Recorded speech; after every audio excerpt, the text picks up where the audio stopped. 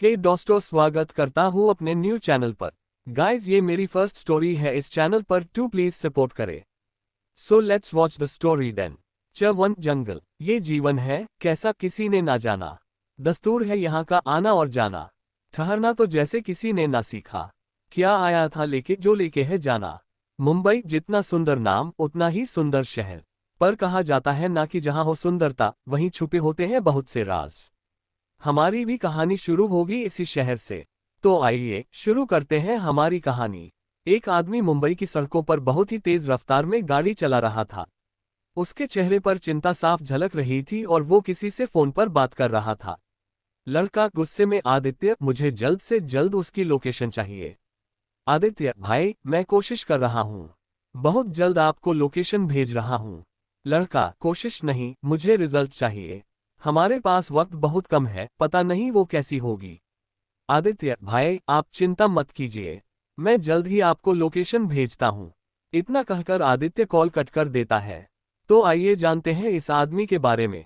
इनका नाम है शिवाय सिंह राठौड़, एशिया के नंबर 1 बिजनेसमैन। देखने में किसी हीरो को भी फेल कर दें। अपने नाम की ही तरह गुस्सा आने पर शिव के अवतार लगते हैं।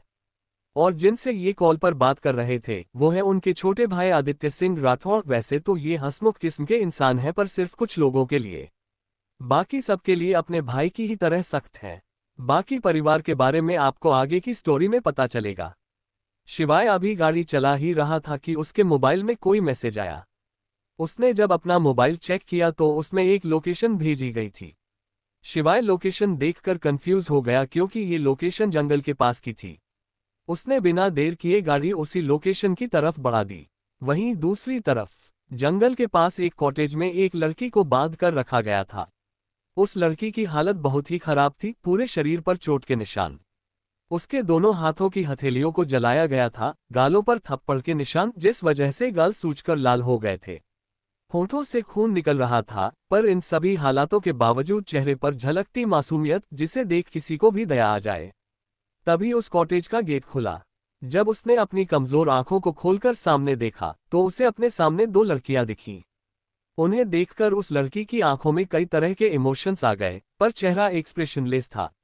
तभी उन दोनों में से एक लड़की आगे आते हुए उस बंदी लड़की को देखकर कहती है, लड़की, चू चू चू, मेरी प्यारी बहन अदिति, तुम्हें देखकर मुझे बहुत बुरा लग रहा है।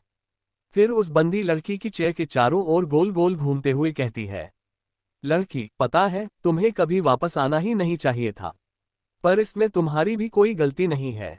तुम्हें तो पता भी नहीं कि तुम उस घर की असली बेटी हो। पर वो, मॉम, बोलते हुए उसके चेहरे पर अजीब पागलपन और गुस्सा झलक रहा था। उन्हें पता चल गया और वो तुम्हें घर में लाने वाली थी। पर वो अभी इतना बोल ही रही थी कि अचानक जोर की आवाज के साथ दरवाजा खुला। तो आखिर कौन थी वो लड़की?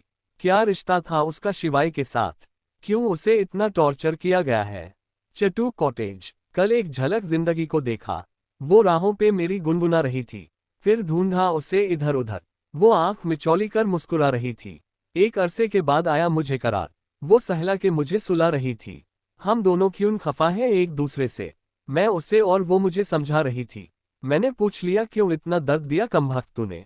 वो हंसी और बोली, मैं जिंदगी हूं पगले, तुझे जीना सिखा रही थी। ही फ्रेंड्स, तो चलिए बिना देर किए शुरू करते हैं हमारा अगला चैप्टर। आवाज सुनकर जब तीनों गेट की ओर देखती है तो उन्हें वहां एक आदमी की परछाई दिख रही थी। जल्द ही वो आदमी सामने आए। ये और कोई नहीं, शिवाय था। जहां शिवाय को देखकर चेयर पे बंदी लड़की के चेहरे पर अभी भी कोई एक्सप्रेशन नहीं आए थे, वहीं उन दोनों लड़कियों के चेहरे पर डर दिखने लगा था। पर जल्द ही उन्होंने अपने एक्सप्रेशन बदले। शिवाय के चेहरा पूरा पसीने से लाल था, जिससे समझा जा सकता था कि वो कितने जल्दबाजी में यह आया था। शिवाय जैसे ही अंदर आया, एक लड़की दौड़कर उसके सामने आ जाती है। इस लड़की को देख शिवाय जल्दी से उसको गले लगा लेता है, फिर खुद से अलग कर उसके गालों पर हाथ रख पूछता है, शिवाय, अब ये बच्चा, आप ठीक तो होना? मुझे आपकी बहुत फिक्र हो रही थी। आप ये क्या कर रही हो बच्चा? अव्य शिवाय के हाथ पर अपना हाथ रखकर बोलती है, अव्य, भाई मैं बिल्कुल ठीक हूँ। पर भाई अभी आप ये क्या कर रहे हैं?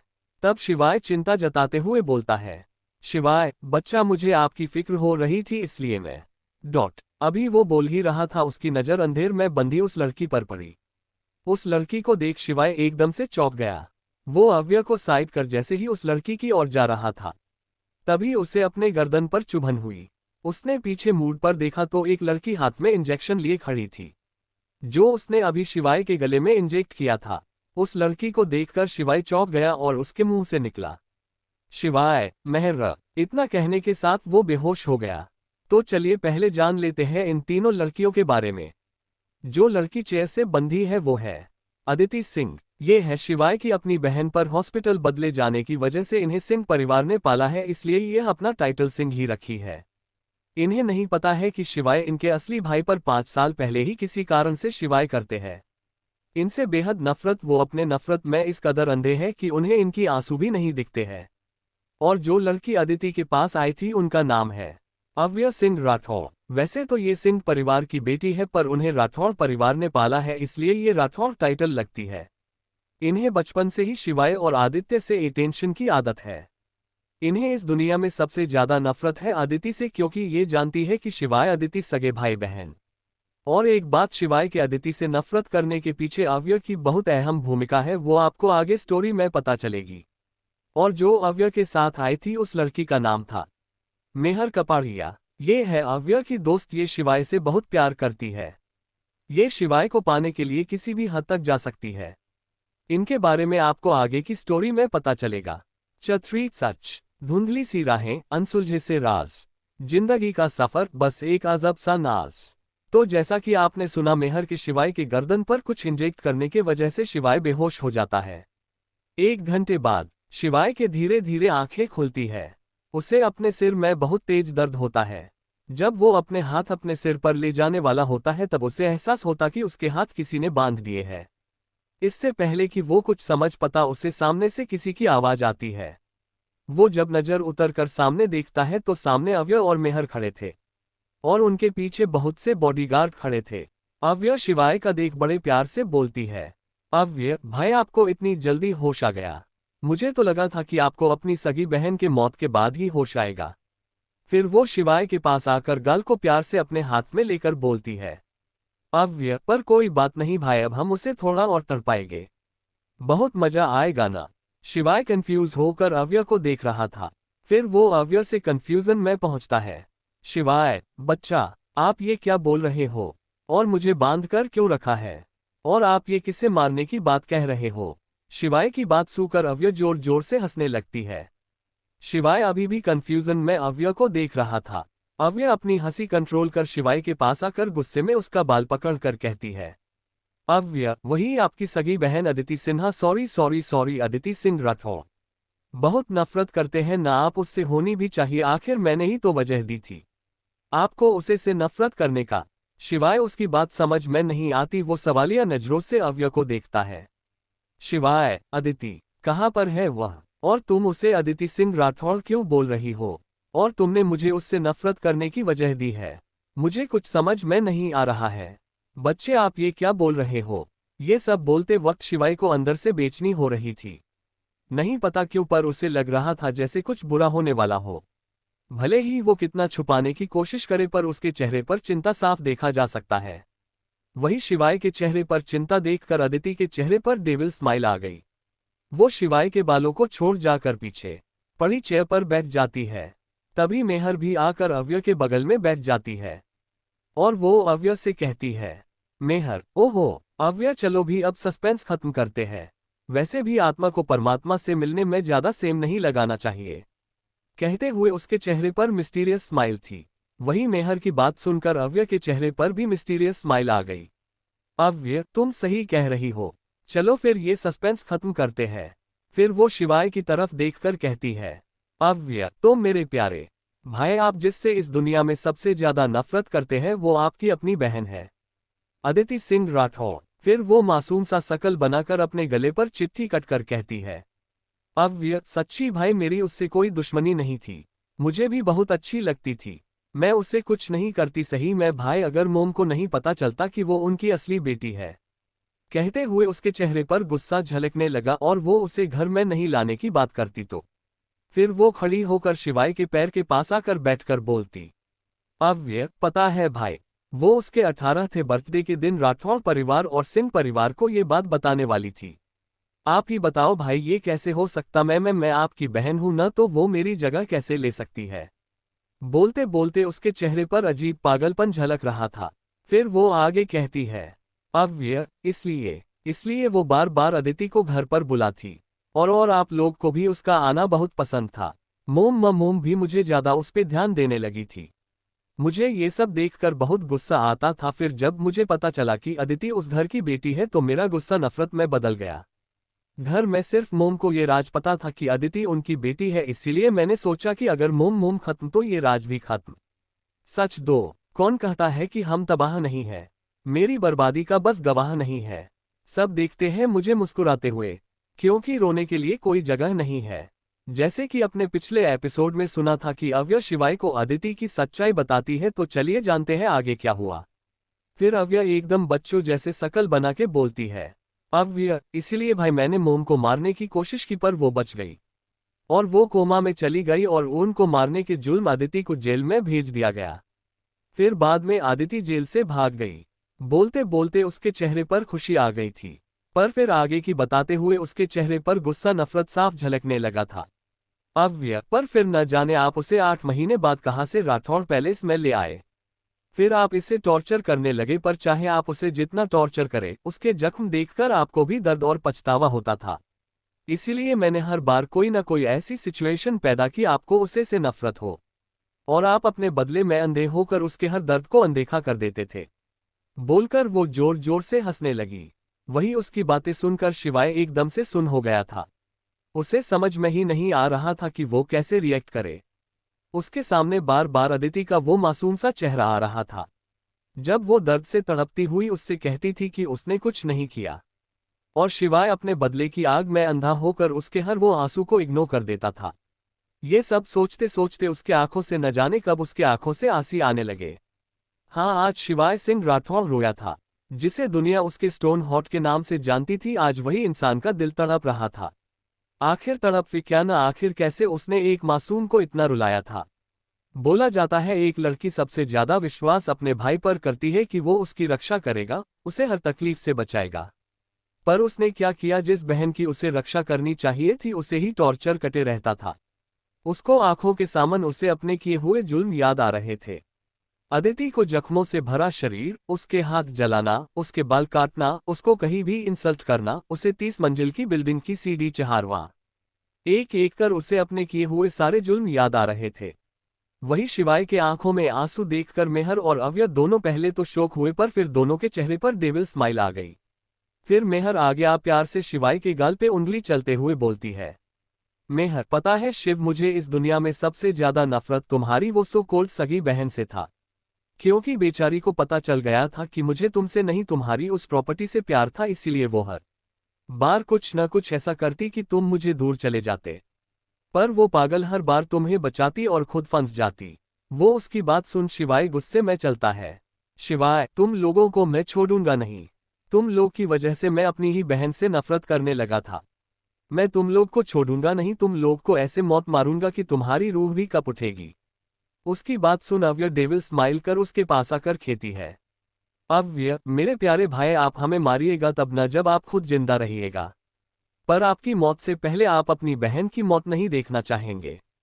उसकी बात सुन शिवाय को दिल की धड़कन एकदम से बढ़ गई।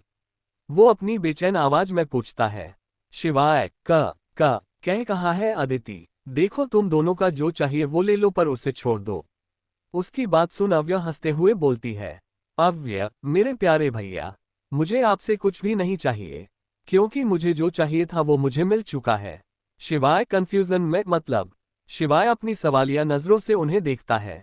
उसके चेहरे पर सवाल देख मेहर डेविल स्माइल कर कहती है, मेहर, मतलब ये शिवाय, तुम्हारी उस सो कोल्ड माँ ने अपनी प्रॉपर्टी अदिति के नाम की थी, जो उसे 23 साल होने के बाद मिलती, और वो आज 23 साल की हो चुकी है, तो सारी प्रॉपर्टी उसके नाम हो चुकी है। जो उसने हमारे नाम नहीं नहीं नहीं हमने उससे छीन ली। कहते हुए वो एक फाइल शिवाय को दिखाती है। शिवाय जब वो पेपर देखता है तो उसमें लिखा था कि अदिति ने अपनी सर प्रॉपर्टी अव्य और मेहर के नाम कर दी है।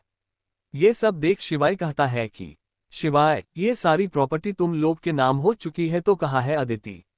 क्या किया है तुम लोग ने उसके साथ? कहाँ है वो? लास्ट की लाइन वो चिल्ला कर बोलता है, उसके चिल्लाने पर एक पल के लिए दोनों डर जाते, फिर दोनों एविल स्माइल करने लगते हैं। अव्यक हंसते हुए, क्या बात है भाई, आपको बहुत चिंता हो रही है उसकी। शिवाय गुस्से में, बकवास बंद करो, सीधे सीधे बताओ कहाँ है मेरी बहन। उसे कुछ हुआ ना तो मैं तुम लोग को छोड़ूंगा नहीं।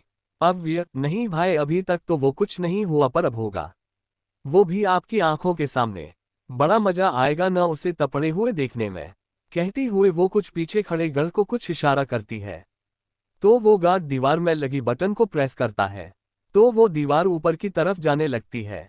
वही जब शिवाय सामने देखता है तो वो जोर से चीखता, च5 मौत, मुझे मंजिलों का शुरूर था, रास्तों ने रखा दिया, कभी जिन लोगों पे घमंड था उन्होंने नहीं मुझे दगा दिया। शिवाय सामने देखता है तो सामने अदिति जमीन पर बेसुध हालत में पड़ी थी। उसकी कंडीशन बिल्कुल भी अच्छी नहीं। उसे देखकर बताया जा सकता था कि उसे कितने दिनों से भूखे प्यासे टॉर्चर किया जा रहा हो। उसकी ऐसे हालत देखकर शिवाय के दिल में बहुत दर्द हो रहा था। उसके आंख से आंसू आने लगे थे। हाँ, वो उसे टॉर्चर करता था, पर तब वो अपने बदले की आग में अंधा था, पर अब जब उसे सारी सच्चाई पता थी तब उसका दिल तड़प रहा था उसे गले लगाने को, उसे अपने किए हर जुल्म का माफी मांगने का। वो अपनी कंपाती आवाज के साथ कहता है, शिवाय आ आदि आदित अदिति। वही उसकी आवाज सुन मेहर हंसते हुए बोलती है, मेहर क्या बात, अपनी बहन की हालत देखकर बेचारे भाई की क्या हालत है, चू चू चू चू। पता है मैं तुम्हें कुछ नहीं करने वाली थी, पर तुमने मुझे सबसे सामने इंसल्ट करके अच्छा नहीं किया। अब तुम देखोगे कि मेहर को रिजेक्ट करने का क्या अंजाम होता है। वह तुम्हारी बहन तड़पेगी और उसे देखकर तुम ये तड़पोगे।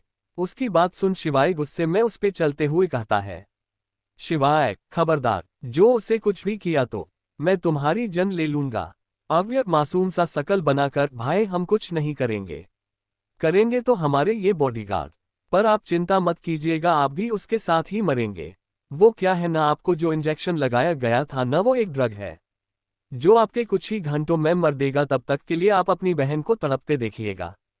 शिवाय चिंतित स्वर में, देखो उसे जाने दो, उसने तुम्हारा क्या बिगाड़ा है, प्रॉपर्टी भी तो तुम्हारे पास है, तो अब तुम्हें उससे क्या मतलब है, जाने दो उसे। उसकी बात सुन अव्य के चेहरे पर नफरत साफ झलकने लगती है। वो अदिति के पास जाकर उसके बालों को पकड़े बोलती है, अव्य ऐसे कैसे जाने दूं, इसकी वजह से आप सब मुझसे ज्यादा इस पर ध्यान देते हैं। और कॉलेज में अनुराग जिससे मैं प्यार करती थी, वो इसे प्यार करता था। कह वो अदिति का सर जोर से फ्लो में मार देती है। फिर वो शिवाय के पास आकर बोलती है, अव्य बहुत प्यार थरना इसे अपनी इज्जत का, तो आज इसी इज्जत की धज्जियां उड़ेगी और आप तमाशा देखोगे। फिर प्यार से आदित्य को हक कर बोलती है, अव्य आप ये शो एंजॉय करो, हम लोग निकलते हैं। वो क्या है ना, हमें लेट हो रहा जाने के लिए। वैसे हम आपको बताना भूल गया, हम लोग हमेशा के लिए ये देश छोड़कर जा रहे हैं। तो अब आप एंजॉय करो अपनी और अपनी बहन की मौत by hand waving, hand waving. इतना बोल दोनों उस कॉटेज से बाहर निकल जाती है। तो वही कॉटेज के अंदर अदिति का कुछ बॉडीगार्ड उसी रूम के अटैच्ड एक चौथ से रूम में ले जाते हैं। बेचारा शिवाय बहुत कोशिश करता है खुद को छुड़ाने की, पर ड्रग की वजह से उसकी BIDY बहुत वीक हो गई थी। उसके सर में बहुत तेज दर्द हो रहा था। वो खुद को इस वक्त बहुत लाचार और हारा हुआ पा रहा था। कुछ देर बाद अदिति की चीखों की आवाज आ रही थी। उसकी चीख में इतना दर्द था कि सुनने वाले की रूह कब जाए। उसकी चीख सुन शिवाय तड़प रहा था। उससे याद था कि जब से उसने अदिति के बाल काटे थे तब से अदिति एकदम खामोश हो गई थी। चाहे उसे जितना भी टॉर्चर करो वो चुप भी नहीं करती थी। और आज उसकी चीख सुनकर पता लगाया जा सकता है ये दर्द उसके लिए अहसनीय है। करीब 2 घंटे बाद चीखों का ये सिलसिला खत्म हुआ। गार्ड उस रूम से बाहर निकले। उनके चेहरों पर एक अलग ही हैवानियत दिख रही थी। वो शिवाय के पास आए और उसकी रस्सी खोल दिए। फिर एक गार्ड सबको कुछ इशारा करता है और फिर सभी बाहर निकल जाते हैं। शिवाय अपने बेसुध हालत में लड़खड़ाता हुआ खड़ा होता है। उसके आगे अंधेरा छाने लगता है और वो नीचे गिर जाता है। उसकी नाक से खून आ रहा था, उसे चलने में भी बहुत दिक्कत हो रहा था। वो जैसे तैसे कर उस रूम तक पहुंचता है। अदिति वही फ्लो पर पड़ी हुई थी। उसका शरीर पर मात्र एक पतली से व्हाइट कॉलर की चादर थी जो कि लाल हो चुकी थी। शिवाय बहुत मुश्किल से अदिति के पास आया है। फिर वो अपने कांपते हाथों से अदिति के सिर को अपनी गोद में रखता है। फिर वो अपनी लड़खड़ाती जुबान से कहता है, शिवाय मुझे माफ कर दो बेटा, मुझे से बहुत बड़ी गलती हो गई। मैं उनकी बातों में आकर आपको टॉर्चर करता रहा। मैं बदले की आग में पागल हो गया था। तभी अदिति अपनी ग्रीन आइज को बहुत मुश्किल से खोल अपनी लाल आंखों के साथ बहुत दर्द भरी आवाज में कांपते हुए बोलती है, अदिति आई हेट यू काका, काश आप मेरी जिंदगी में कभी आते ही नहीं। इतना कह अदिति अपनी आंखें बात कर लेती है। उसकी बॉडी में कोई हलचल नहीं थी। उसका कांपता शरीर शांत हो गया था। उसे अपने दर्द से रिहाई मिल गई थी। वही उसे देख शिवाय पहले चिल्लाता है और फिर शिवाय रोने लगता है।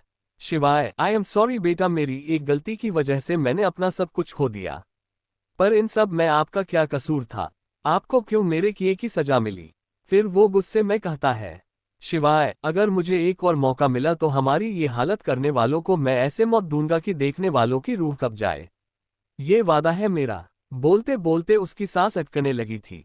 उसे सांस लेने में बहुत दिक्कत हो रही थी। उसे आंखों के सामने अंधेरा छाने लगा था। तभी उसके सामने एक औरत नजर आती है। शिवाय अपनी अधखुली आंखों से उस औरत को देखता है। वो औरत ने मास्क लगाया हुआ था। वो अदिति को देखी जा रही थी। उसकी आंखों में कुछ तो अजीब था, पर क्या पता नहीं। उस औरत को देखते देखते शिवाय की आखिर सांस भी निकल जाती है। शिवाय के मारने के बाद वो औरत अदिति के पास उसे देख एक अजीब साइको वाली स्माइल देती है। फिर वो कॉटेज से निकल जाती। उसके जाते ही कॉटेज में एक तेज धमाका होता है। रिबात, हर मोड़ पर मिलती नई शुरुआत है। उनके लिए हर एक दिन सौगात है। अचानक से हॉस्पिटल रूम में लेटा आदमी एक चीख के साथ उठा। पर जब वो अपनी नजर घूमता है इधर उधर तो वो कंफ्यूजन हो जाता है। आदमी मन में, मैं तो मर गया था, फिर मैं ये कैसे? और अदिति कहाँ है? आराम, मेरा सर इतना क्यों दुख रहा है? तभी उसे एक आवाज सुनाई देती है, शिवाय, आपकी के गलती की वजह से बहुत से बेकसूर लोग मारे गए। इसलिए आपको एक और मौका मिलता है अपनी गलती सुधारने का। इतना बोल वो आवाज खत्म हो जाती। उस आवाज की बात सुन बेड पे बैठा आदमी शोक हो जाता है। वो जल्दी से उस रूम से अटैच्ड वॉशरूम में जाता है। वो जैसे ही अपने आप को ऐसे में देखता है, वो एकदम हैरान हो जाता है। जी हाँ, ये शिवाय है जिसका रीबर्थ हुआ उसके मौत के 3 साल पहले। शिवाय जब शीशे में देखता है तो उसे 3 साल पहले वाले शिवाय की छवि दिखता है। तो आए जानते हैं शिवाय के फेशियल फीचर्स के बारे में। शिवाय की उम्र 24 साल है। हल्का सांवला रंग को उसके लुक को और अट्रैक्टिव बनाता है। शिवाय की हाइट यही कोई 6 फीट 3 इंच होगी। परफेक्ट सेट बाल, चेहरे पे बियर, ब्लैक आईज के पास एक कट जो उसके लुक को डेंजर के साथ साथ हैंडसम भी बनाता था। जिम में घंटों मेहनत कर बनाए 6 पैक्सअप वाली बॉडी, लुक ऐसा कि किसी भी हीरो को हरा दे। शिवाय खुद को ऐसे में देख बहुत खुश होता है। शिवाय, थैंक यू सो मच भगवान, मुझे ये मौका देने के लिए। मैं अपनी इस जिंदगी में किसी भी मासूम को कुछ भी नहीं होने दूंगा। शिवाय फिर smile with horns devil smile कर बोलता है, पर जिन लोगों की वजह से हमारी जान गई थी उन्हें ऐसे मौत दूंगा कि उन्हें अगले जन्म तक याद रहेगा। बहुत शौक है न तड़पने का, अब पता चलेगा कि तड़पना किसे कहते हैं। अब तुम लोग एसएसआर की क्रूएलिटी देखोगी। बोलते हुए उसके चेहरे पर एक अलग ही जुनून था। किसी को बर्बाद करने का जुनून, किसी को तड़पने का जुनून। शिवाय फिर याद करता है कि वो अभी हॉस्पिटल में क्यों है। तब उसे अचानक याद आता कि कल शाम को जब वो और अदिति किसी मीटिंग के लिए जा रहे थे तो किसी में उन पे अटैक किया था, तो वो जंगल में भाग गए थे। उसी चक्करे उसके सर पर चोट लग गई थी और अदिति के पैर में चोट लग गई थी। फिर वो दोनों कैसे भी बचते बचाते जंगल में छिप गए थे। उसके बाद को वो बेहोश हो गया था। ये सब याद आते ही उसे याद आया है कि अदिति को भी चोट लगी थी। अदिति के बारे में सोचते ही उसके चेहरे पर दर्द और पछतावा आ जाते हैं। उसका दिल बेचैन हो उठा है। अदिति के लास्ट कहे गए शब्द को याद करके उसने अपनी आखिरी सांस में कहा था, आई हेट यू, काश आप मेरी जिंदगी में कभी आते ही नहीं। शिवाय, खुद से नहीं बेटा, इस पर मैं आपकी जिंदगी में इतनी खुशियां भर दूंगा कि आप अपने सारे दर्द भूल जाओगी। अब मैं आपको एक खरोच भी नहीं आने दूंगा। आपको सबसे प्रोटेक्ट करूंगा। तभी उसे वॉशरूम के भर से किसी की आवाज सुनाई देती है। वो जैसे ही वॉशरूम के बाहर आता है तो देखता है कि सामने एक लड़का और एक नर्स खड़ी थी। जैसे ही वो लड़का शिवाय को देखता है तो जल्दी से उसके पास आ उसे ग्रीट करता है। पीर उससे पहुंचता है। लड़का, बॉस आप ठीक तो है? आपको कब होश आया? ये लड़का था शिवाय का असिस्टेंट राहुल मिश्र, उम्र 23 साल, रंग गोरा, दिखने में बहुत हैंडसम। ये अनाथ है, इसलिए ये अदिति को अपनी बहन की तरह मानते हैं। ये शिवाय के लिए भी बहुत वफादार है, उनके लिए जान भी दे सकते हैं। वही राहुल को देखकर शिवाय को याद आता है कि कैसे राहुल हमेशा उसे अव्यय की सच्चाई दिखने की कोशिश करता, पर हर बार शिवाय राहुल की बात पर उस पे ही गुस्सा हो जाता था। फिर बाद में उसने उसे नौकरी से भी निकल दिया था। फिर कुछ दिन बाद पता चला था कि राहुल की मौत हो गई। अभी वो सोच ही रहा था कि उसे राहुल की आवाज आती है। राहुल, बॉस आप कहाँ खो गए? शिवाय होश में आकर, कुछ नहीं, मैं ठीक हूँ, मुझे कुछ देर पहले ही होश आया था। राहुल, बॉस वो दादी का कॉल आया था, वो बनारस से निकल गई है, 2-3 घंटे में वो यहाँ आ जाएंगी। शिवाय, हम। राहुल जैसे ही गए की तरफ बढ़ता है तो शिवाय उसे पीछे से बोलता है। शिवाय, राहुल। राहुल मुड़ कर, यस बॉस। शिवाय, वो अदिति कहाँ है? शिवाय की मुंह से अदिति की नाम सुनकर राहुल बहुत हैरान होता है, क्योंकि शिवाय ने अदिति को उसके मोम के एक्सीडेंट के बाद नाम से नहीं बुलाया था, वो उसे ज्यादातर सर्वेंट कहकर बुलाता था। राहुल, सर वो ऑफिस में है। शिवाय, शोक में ऑफिस में? राहुल, हाँ। शिवाय खुद से, पर उसे तो पैर में गहरी चोट आई थी, फिर भी वो ऑफिस गई है। फिर शिवाय राहुल से, राहुल अदिति को जल्दी से मेरे पास लेकर आओ। Rahul, yes sir. इतना बोल वो भर निकल जाता है। फिर नाज भी उसकी पति चेक कर निकल जाती है। तो आखिर क्या सजा देने वाला है शिवाय अव्य और मेहर को? कैसे रिएक्ट करेगा शिवाय अदिति को देखकर? क्या वो फिर से अदिति की जिंदगी में खुशी ला पाएगा? 7 दर्द, ना जाने कौन सी मंजिल है, ये रास्ता भी अनजान है, हर कदम पे अलग इम्तिहान है। करीब 1 घंटे बाद शिवाय के वार्ड का दरवाजा खुला। शिवाय ने जब सामने देखा तो उसके आंखों में दर्द और पछतावा आ गया। सामने अदिति और रोहन खड़े थे। अदिति, रंग गोरा, 5 feet height, black hoodie with green cargo pant, बाल कंधे तक जिन पे इन्होंने कैप पहना था, चेहरे पे मास्क। अदिति को देखकर शिवाय का मन कर रहा था कि वो उसे कसकर गले लगा ले, पर उसने अपनी भावनाओं पर काबू किया, क्योंकि शिवाय जानता था कि उसके ऊंची आवाज भर से अदिति कांपती थी। भले ही उसके फेस एक्सप्रेशनलेस रहे, पर उसकी पूरी बॉडी शिविर करती है। राहुल, बॉस अदिति आ गई। शिवाय, हम तुम जाओ, और हाँ, जाते जाते फीमेल डॉक्टर को भेज देना। राहुल थोड़ा हिचकिचाते हुए, वो बॉस अदिति की तबीयत थोड़ी ठीक नहीं है तो प्लीज सर। मैं। आदित्य जानता था कि राहुल को डर था कि शिवाय फिर से अदिति को हट न करे। शिवाय राहुल की बात काटकर, मैंने तुमसे जो कहा वो करो। राहुल बेबसी से, यस बॉस। इतना बोल राहुल वार्ड से निकल जाता है। उसके जाने के बाद शिवाय उठकर अदिति के पास आने लगता। वही शिवाय को अपने पास आता देख अदिति पीछे होने को होती है, तब तक शिवाय उसका हाथ पकड़ लेते हैं। शिवाय जैसे ही अदिति का हाथ पकड़ता है, अदिति की बॉडी कांपने लगती है। ये देखकर शिवाय को बहुत बुरा लगता है, पर उसने उसे नहीं छोड़ा, उसने उसे सोफे पर बैठा दिया। तभी डॉक्टर वार्ड के अंदर आती है। वो पहले शिवाय को ग्रीट करती है। Doctor, good morning mister Rathore, बताएं मैं आपकी क्या सेवा कर सकती हूँ? शिवाय अदिति की तरफ इशारा करके, पहले इनके पैरों को चेक कीजिए, इनके पैर में चोट लगी है। डॉक्टर, जी मिस्टर राठौर। डॉक्टर अदिति के पास उसे भी ग्रीट करती है। फिर वो अदिति के पैर पास बैठकर जैसे ही उसके पंथ को थोड़ा ऊपर करती है तो डॉक्टर और शिवाय दोनों शॉक हो जाते हैं। अदिति के घुटनों के नीचे पार्ट में बहुत गहरी चोट लगी थी। खून सूख गया था, पर चोट के आसपास सूजन हो चुका था। देखकर ही पता लगाया जो सकता था कि अदिति को चलने में कितना दिक्कत हो रहा होगा। शिवाय के दिल में ये देखकर टीस उठी। उसे इतनी चोट लगी है और अदिति बिना इलाज करवाए ऑफिस में जाकर काम कर रही थी। डॉक्टर, सर मैम को काफी गहरी चोट आई है, हमें इनकी चोट पर बैंडेज करना होगा वरना बहुत प्रॉब्लम होगी। शिवाय, तो जल्दी से बैंडेज कीजिए। डॉक्टर, जी सर। बोल वो अदिति के चोट का ट्रीटमेंट करने लगी। वही अदिति अपना सर नीचे किए बस फ्लो को देख रही थी। उसको देखकर ऐसा लग रहा था कि जैसे उसे कोई फर्क ही न पड़ रहा हो।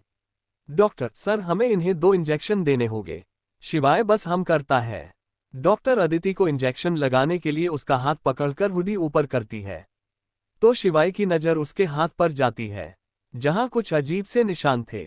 शिवाय को याद आता है कि जब वो अदिति को लेकर आया था, तब उसने अपने गुस्से में अदिति के हाथों में कातिल नाम का टैटू बनवा दिया था। अदिति बहुत रो रही थी और उसे उसना को मिटने के लिए ब्लेड से टैटू पर स्क्रैच कर लिया था, जिस वजह से उसका हाथ पूरा खून से सन गया था और वो नाम भी काफी हद तक छूट गया था। डॉक्टर, सर हो गया। शिवाय होश में आकर, हाँ। डॉक्टर, सिर मैम को इंजेक्शन लग गया। शिवाय एक नज़र अदिति को देख, ओके, और कुछ प्रिकॉशन और मेडिसिन?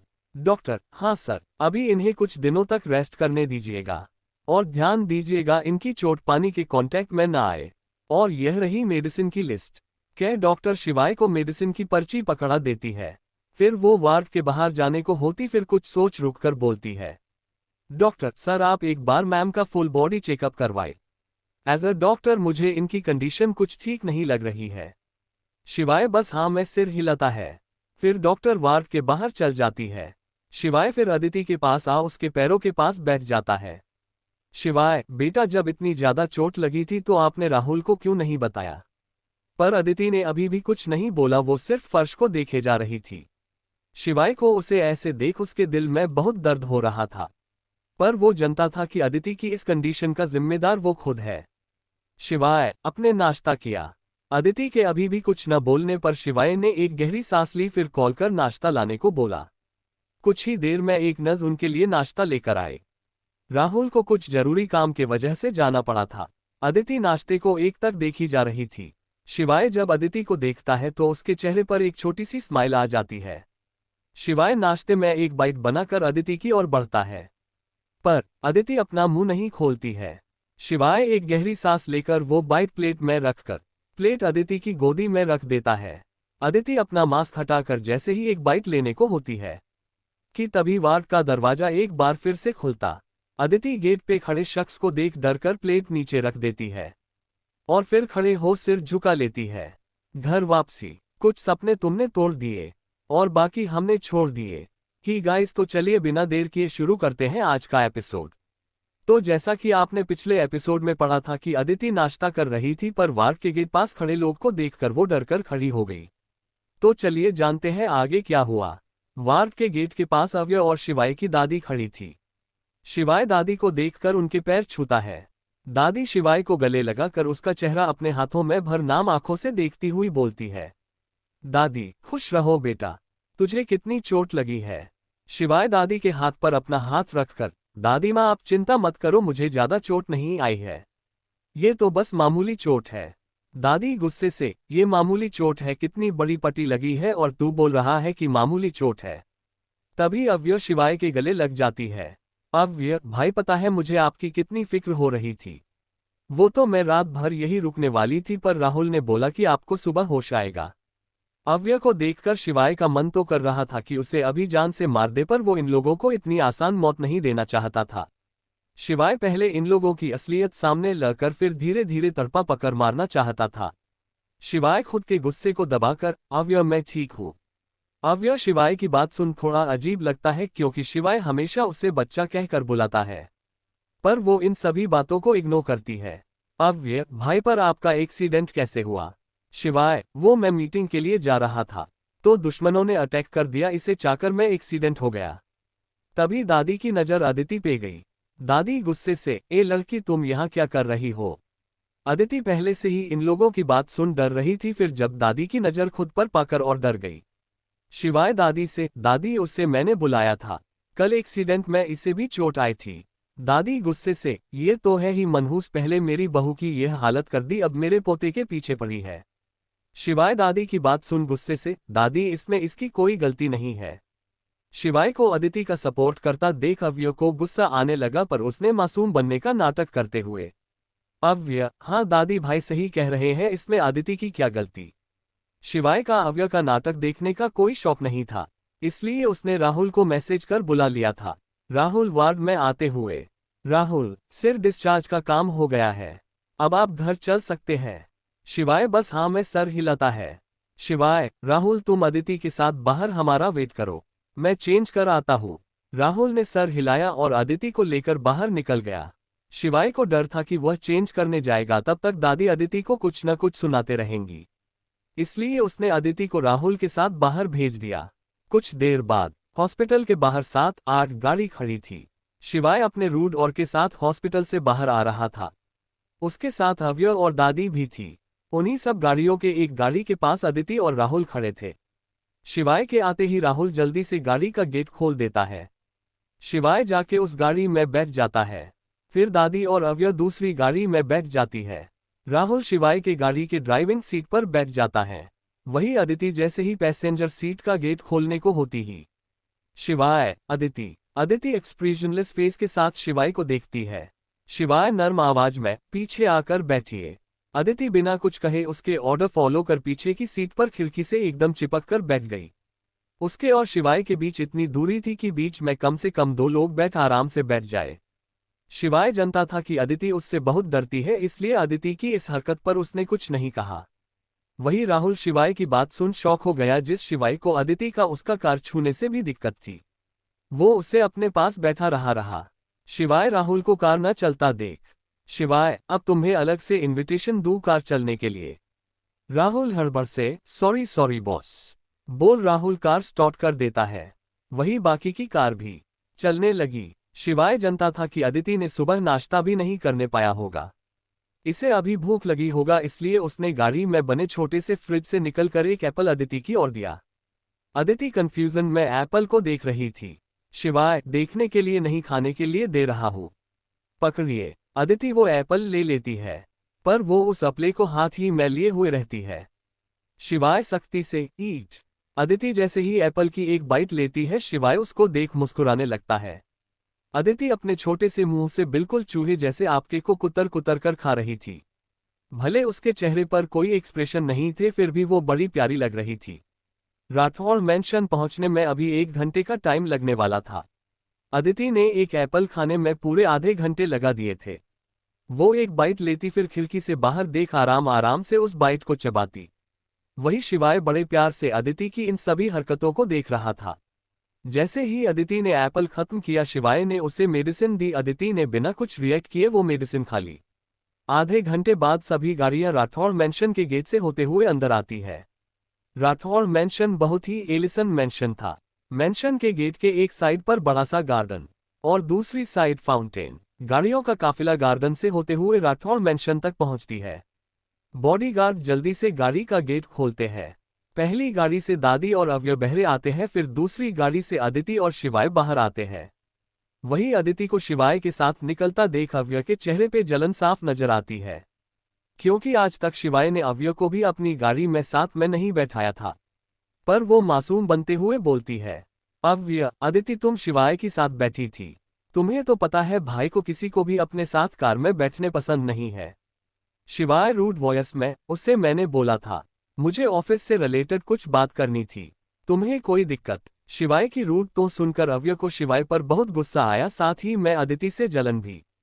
पर उसने खुद पे काबू कर प्यार से, अव्य नहीं भाई मुझे कोई दिक्कत नहीं है। शिवाय अव्य की बातों को इग्नोर कर दादी के साथ आगे बढ़ जाता है। वही अदिति और राहुल भी शिवाय के पीछे चले जाते और अव्य गुस्से का घुट पी कर उन सब के पीछे चल जाती।